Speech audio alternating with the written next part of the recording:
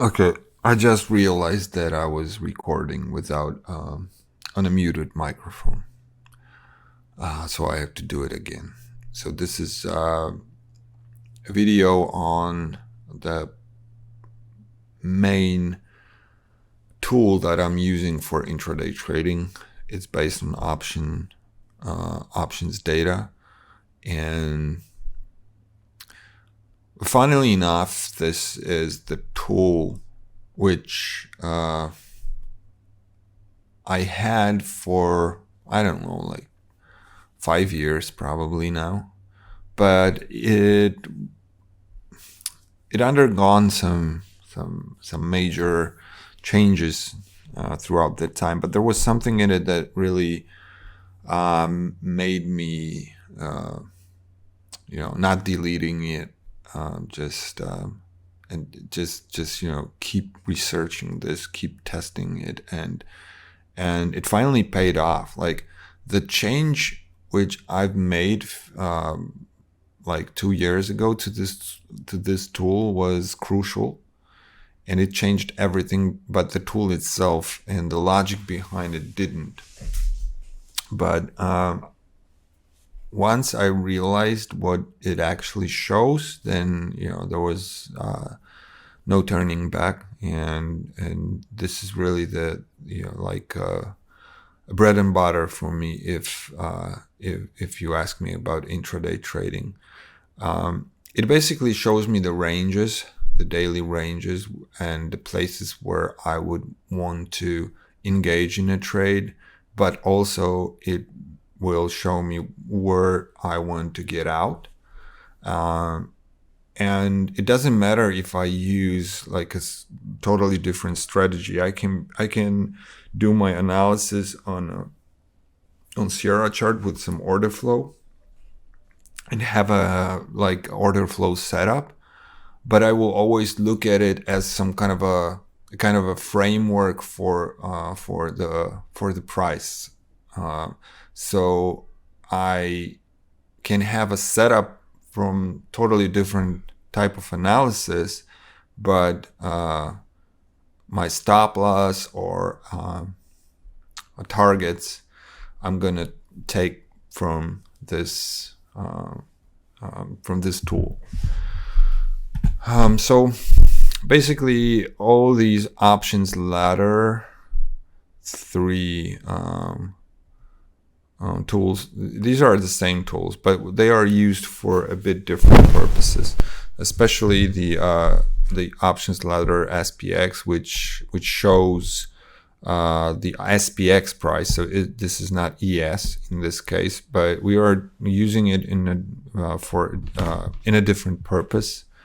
So the founding members and the people who are using the Substack daily structures, they know what I'm talking about.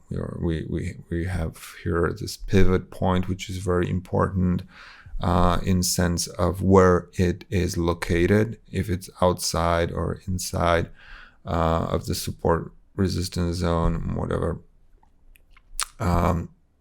So this is like, I'm not using it for intraday trading, to be honest.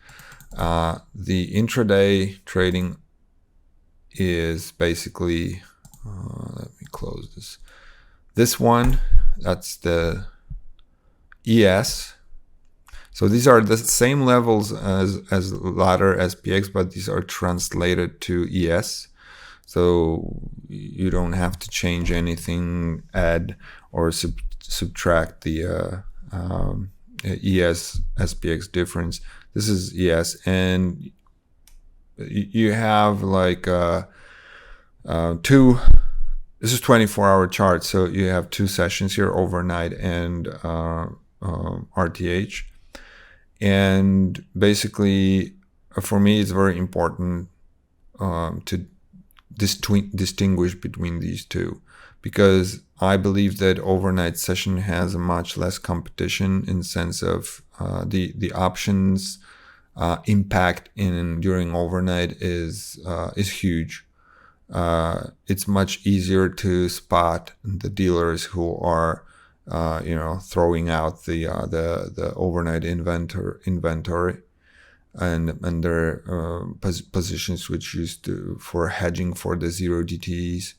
And basically the blue lines here are overnight range, max range, which I will use to get short or long in overnight.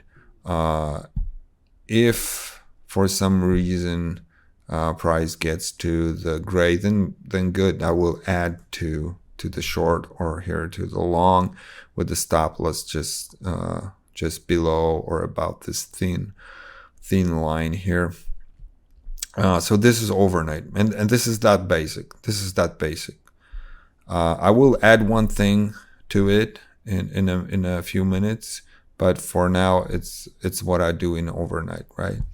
But the one thing that you should be aware of is you're not going to get so many signals. It's probably about 40 to 45% of the overnight sessions. So you can have whole week without any trade like this, and then you have next week you will have like a 4 or even 5 sessions in a row with the signal when price comes to these blue lines, right?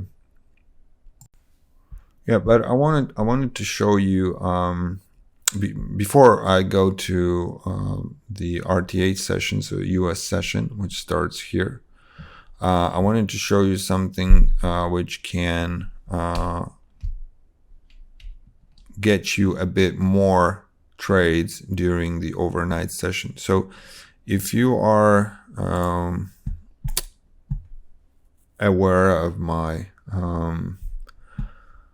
Substack, or you are a founding member and you are able to calculate your London GX levels, then you will see that for some time now I publish these gray levels also. These gray levels are the same as the colored ones, but the thing is that I don't do this trick with calculating these levels. Okay, so it's a bare strike price, which is calculated the same as the other, but without the the secret sauce, right? And if any of these gray levels, right? So min 0 or 2, max 1, max 2, whichever it is, it's usually going to be a max 1 or min 1. If these are inside of these blue levels, right? So inside of support and resistance, then I'm not going to wait for the blue line. I'm going to go with this level, right? So for example, I think there was this level. Let me go to the recent day.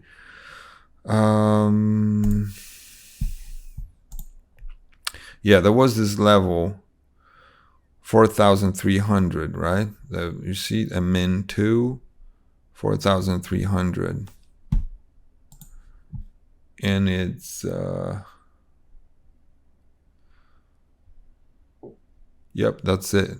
This is overnight session here still, and this is the level here. You see this top here. This is the level. So I didn't wait for the blue level to get hit, because I knew that, okay, this might be it, since it's inside of it, because many times it's gonna be above it, below it, it's gonna be outside of this range. Then you will have like probably like 90% of sessions, overnight sessions, you're gonna get this trade. Okay, the other part is the RTH session, so the US session. And in US session, I'm gonna use the gray levels, upper gray to short, lower gray to long, and these green and red zones. Okay, so the range in RTH session might be wider, so I will use the further levels. So I'm not going to use blue levels in RTH session. We can go through some of the sessions. Let me see here. Yeah, so here you can see the some reactions the next day. Again, reactions at blue, reaction at blue, and price went down. And then in RTH we hit the gray level. But one thing I want to mention in this place, if I get the trade during overnight from the blue line, I'm not gonna get the reverse trade. I'm not gonna trade the reverse trade if price if price gets to the opposite side of this channel. It's simply because it will work sometimes and sometimes it won't. The accuracy of that is dropping. So if you are short and price gets to the opposite side of the channel, then use it as a target. Or if you have a confluence with some other analysis, then sure. But just out of experience, don't push the luck with it. If you get a nice trade, because this is very nice trade, like 40 points, then you just want to get out here and enjoy the rest of your day out of the office.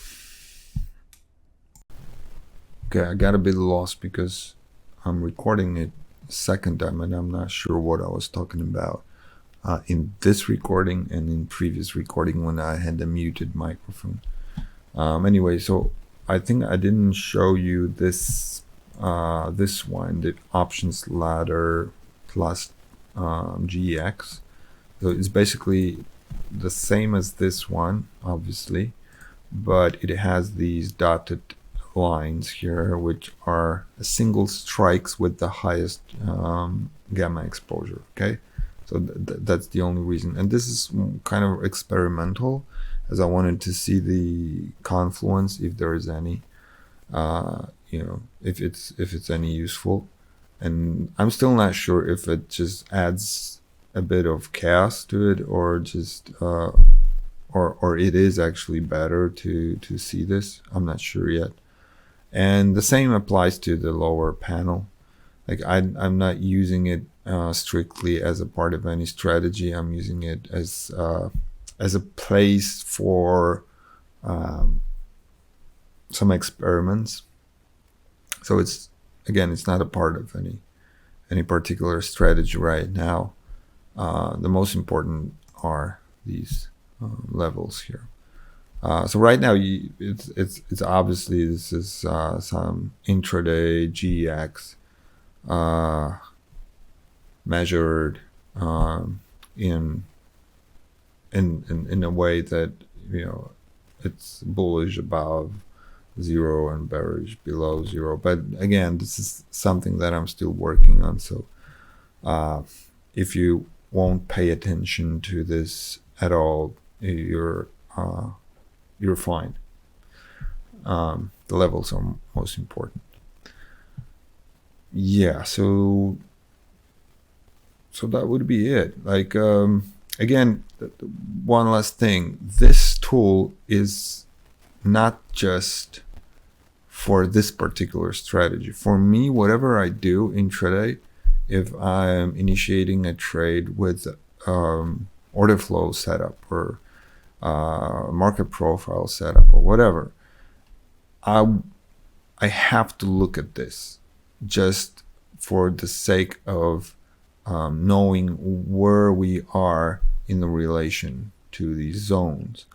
And most importantly, I think, is this gives me the stops, so the risk, and rewards, so the targets.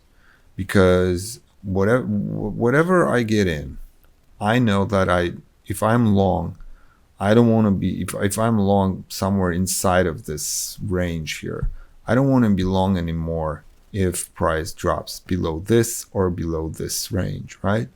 That depends how big of a size I have, what was the setup, but I definitely don't want to be long below this or short above this, right?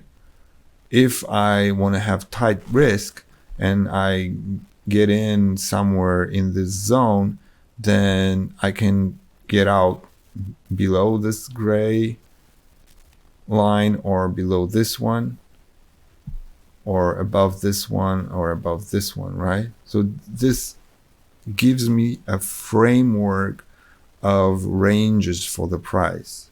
And why is this better than, let's say, Keltner bands or Bollinger bands, right?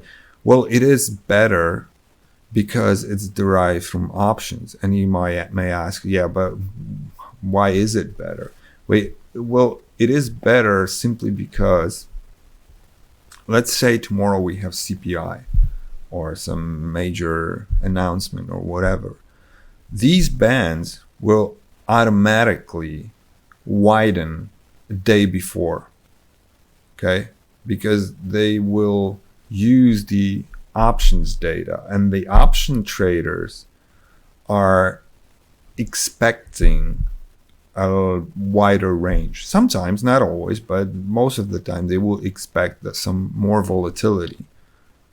And for this reason alone, I'd rather use these kind of levels, which are a bit more intelligent, I would say, right? Because these are based on people's expectations. And the Bollinger bands and Keltner bands and, you know, these tools which are based on past history, they are not conscious of upcoming macro events or announcement, or, you know what I mean? Like, you know, it's just going to be based on yesterday's session. And if yesterday's session was slow and low range, you will generally see the low range pivots or low range bands for the next session, right? Well, with the options data and formulas like these, it's totally different because it's based on expectations. Because option traders, they will adapt to what's coming. So they might overshoot something, or they might overvalue or undervalue something in volume wise, volatility wise, but they will take it into account. So that's the main difference, and that's why this tool is so important to me, and I use it on daily, everyday basis. And again, there are much more things. For example, here, which I'm not going to talk about right now, but these are also very important parts to, even for